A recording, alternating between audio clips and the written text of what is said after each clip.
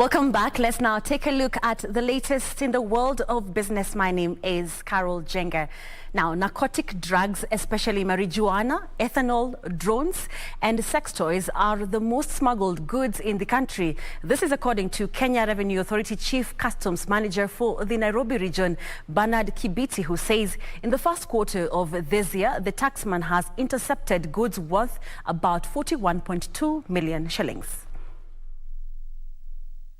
According to data from Kenya Anti-Counterfeit Agency, illicit trade robs the country of more than 153 billion shillings annually. Despite steps taken towards combating illicit trade and the existence of the multi-agency team, the restricted and prohibited goods still find their way into the country. The Kenya Revenue Authority Chief Manager, Nairobi Customs, Bernard Kibiti, says narcotic drugs, including marijuana, ethanol, drones and sex toys are the most smuggled goods into the country. KRA is using the digital space also to gather intelligence, to know who are the importers and the sources of these items. Luckily enough is that all these items that are imported through the digital space still come into the country through the borders, that is either the airport, the seaport or the land borders, and once we have information and we are able to intercept them.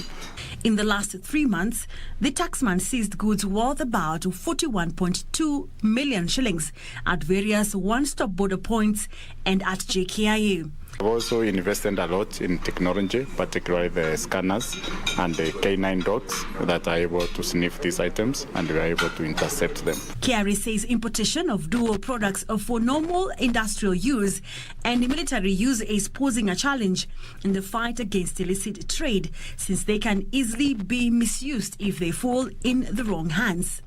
The dual products include items imported for medical purposes, X-rays machines that contain radioactive substances, and ammonia fertilizer, which can also be used to make bombs and other weapons. Kibiti says together with other agencies, they have put in place enforcement measures to ensure persons importing the items have licenses and relevant documents.